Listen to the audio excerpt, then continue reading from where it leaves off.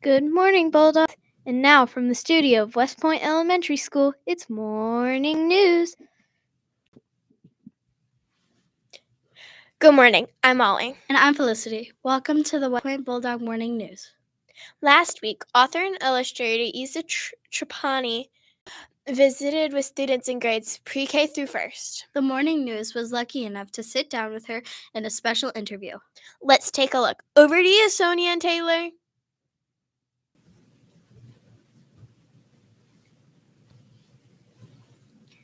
Hello, Ms. Trapani. Thank you for coming. Welcome to West Point Elementary School. I'm Sonia. And I'm Taylor. Nice to meet you. We have some student-based questions for you. Okay. How do you find your inspiration for your books?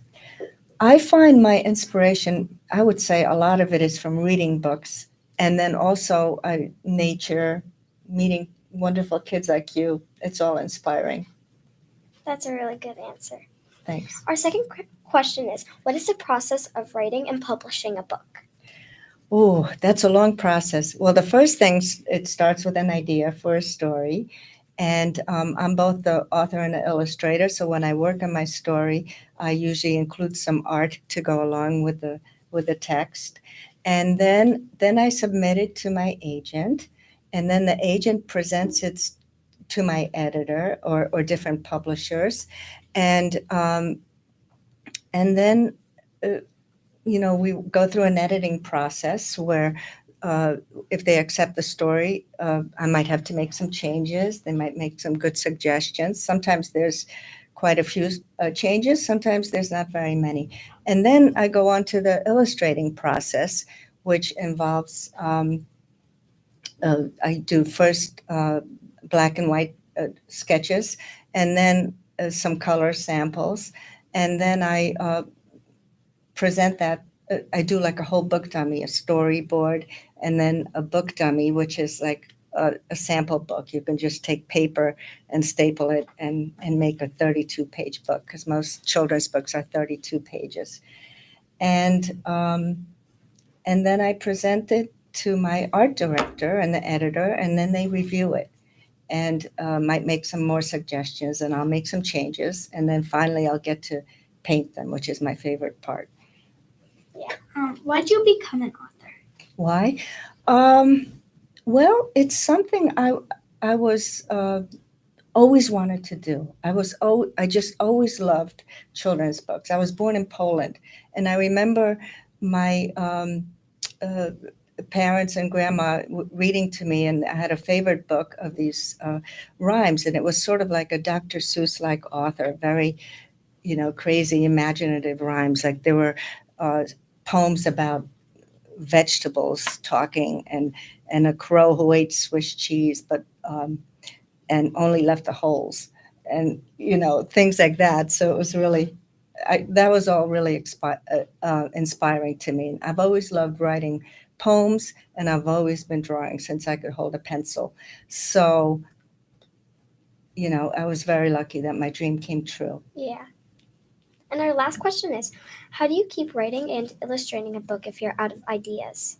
Oh, that's a great question too, because well, ideas are the hardest part. I mean, we get inspired by things, but coming up with a story with a good, beginning, a middle, and an end, and that ties it all together is not so easy. And but ideas kind of come from nature a lot for me.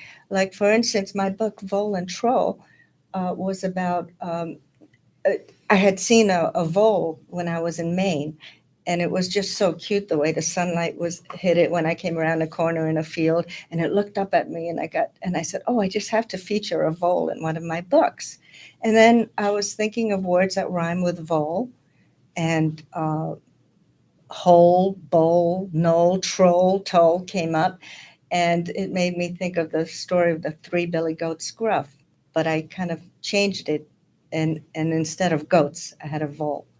That's really cool. This has been an amazing interview. Thank you for letting us have this time with you. You're very welcome. Thank you for coming, Ms. Trapani. Thank you. thank you for. It was great to meet all of you, and you had wonderful questions. And I've never done an interview like this. This is a first, and it's great. Thank you, Sonia and Taylor. What an incredible interview.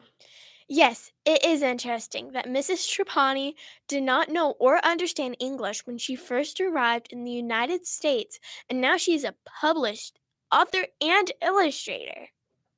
Now it is time for birthdays. WPES would like to wish a happy birthday to Naomi in kindergarten, Lily, Wesley, and Cole in first grade, Caroline and Caleb in second grade. Nia in third grade and Felicity in fifth grade. Happy birthday! I have a joke. What do you call a sweet that can keep a beat? I don't know. What? A candy wrapper. I get it. That's funny. But it kind of makes me hungry. Today's lunch is tamale pie and a side salad. Alternate lunch is ham, egg, and cheese. Please join us for the Pledge of Allegiance and singing the Bulldog March. Attention! Salute. Pledge. I pledge allegiance to the flag of the United States of America and to the republic for which it stands, one nation, under God, indivisible, with liberty and justice for all.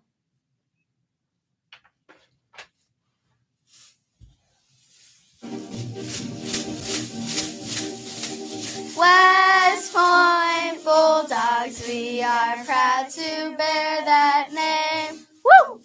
Always cheering for the black and gold and gray. Woo! Respect and responsibility, our best we'll always do. Woo! West Point Bulldogs, to thee I will be true. Woo!